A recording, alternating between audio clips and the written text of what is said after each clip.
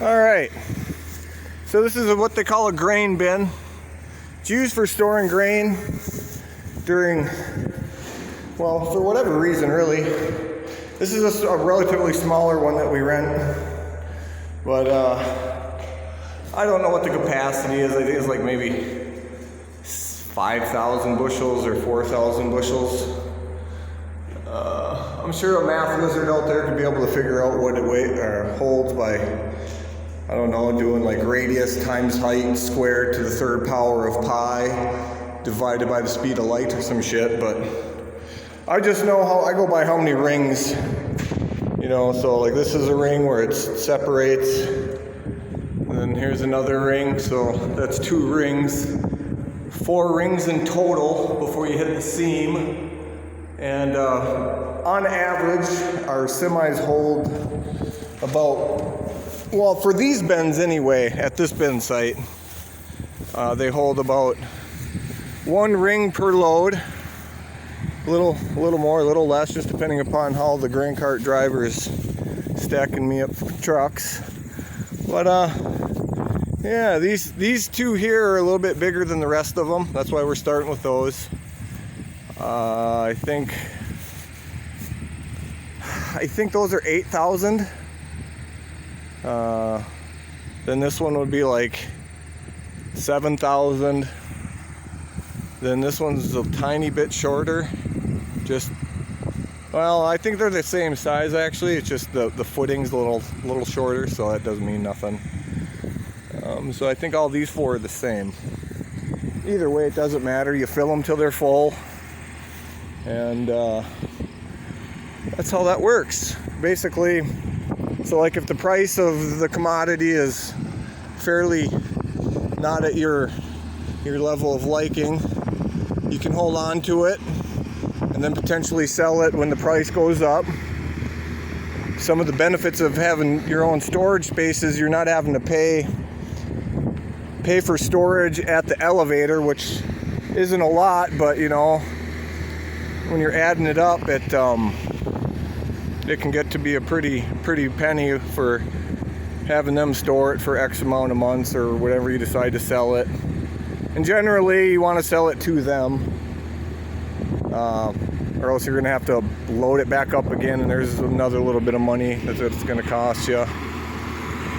So, nope, and then, you know, towards usually, so the elevators. Hold on, this loud fucking tractor.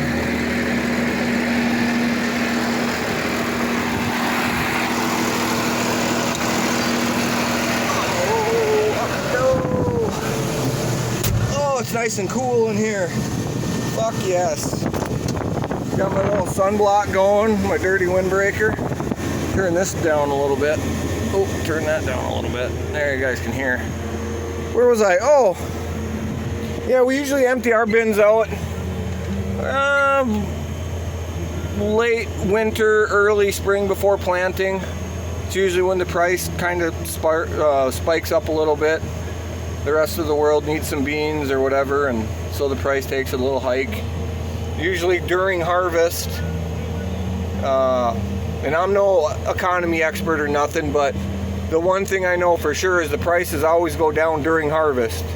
So guys that don't have bins or can't find any storage, you know, and they're selling their commodities right to the elevator or what have you, they usually take a fleecing, just because that's just the way that shit works, their method of madness.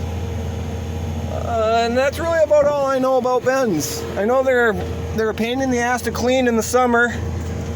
Obviously you can tell how hot it is. It's about almost 80 degrees here. Nice fair wind. So it's nice and comfortable outside, but the moment you step in there, it's about 100 degrees. She's a fucking oven. So, however, that translates into summer temperatures here in North Dakota when it's about 95 degrees American and whatever, with like 65-70% humidity, it's probably 130 degrees in that bin. So when you're shoveling out the last little bits of corn or soybeans or whatever commodity you and yours put in your bins, it's fucking miserable is the understatement here that you got to take away from this. So, and plus again, bins are a little bit dangerous. There's some inherent safety risks with them when you're cleaning them or you're going inside of a bin, especially with crop commodity in there. Soybeans and corn in particular, because they're real flowable, and people have, and every year sadly people suffocate. The bin kind of swallows them up. It's a real thing. Check it out, Google it, fucking phone a friend, 50-50 it, no, whatever you want to do. But no, yeah, we've got some beehives out there, but they took them down. So that's I mow this pasture in the summer, or meadow rather, I don't know what you want to call it. Pain in the ass is what I call it. So yeah, that's all I know about bins. At least that's all I want to tell you about them, because we're 6 minutes in here of this ramble. So I'm gonna let you go. Go ahead and set your reminders to go and fuck yourself. Alright, here we are. Let me turn this down a little bit. I don't want to get copyright infringed again. So we're got an easy day today. I'm doing what's affectionately known as bin babysitting, or what some of the hired men call bin bitch. I basically help the truck drivers out. I don't know if you can see them through the trees. There's one coming now. But yeah, he's going to pull up to our auger here. I'm going to swing that out. And we're going to dump it into that bin. It's a pretty easy deal. Yeah, it works pretty good. Don't have to wait in line for the elevator. None of that shit. They pull right in and we get to work. So I'm going to set the camera down here in my fancy tripod. Someone sent me money on Patreon for a crescent wrench that I got in the pop holder, drink holder. So I'm just going to slide her in right there. Hopefully it stays. Maybe. Oh yeah. Oh, that's legit. It'll probably fall. So we'll see what happens. Oh, fuck. Get my deal here set up again. Let it down. Give her some throttle. Alright.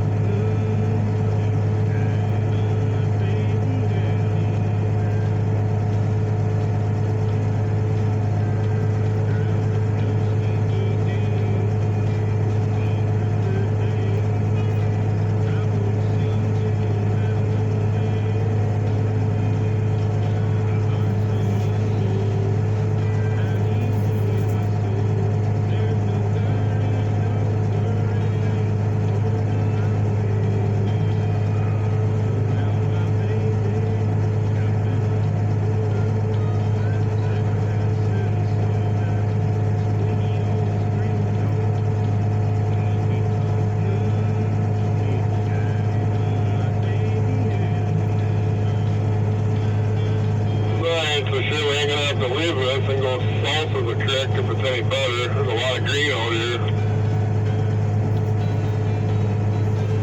Maybe should then cut back, flank, and cross right there. I guess it's a cross at that crossing. Still. Okay.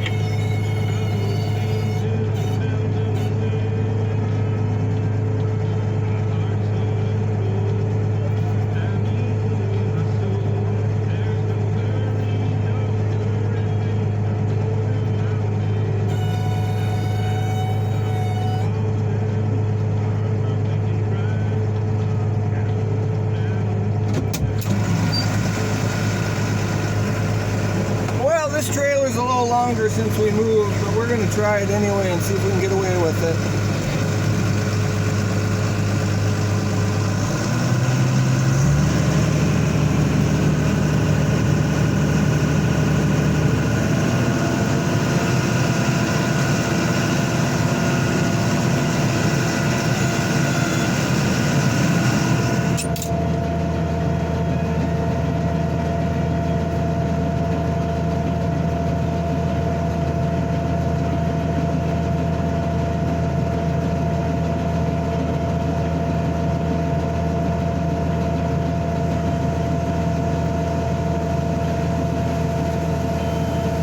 And dump me auto so I can check my cage before I cross.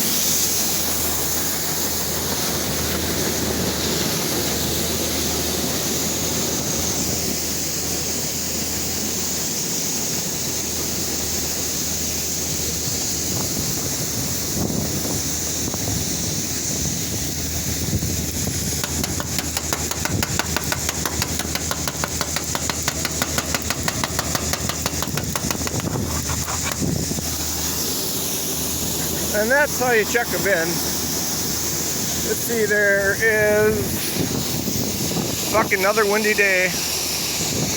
There is 1, 2, 3, 4, 5, 6, 7, 8 rings that separate.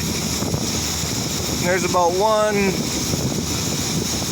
one ring per truck. So yeah, not so bad. Yeah, like I said, this truck's a little bit longer than the last one, and we moved. So I had them push against the fence post, and I think we broke it. But these fuckers got to come out anyway. Yeah,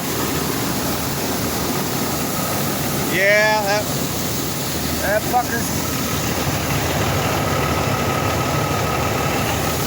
Yeah, that fucker's broke. So there you go. The calendar's marked down that today's the day you go fuck yourself.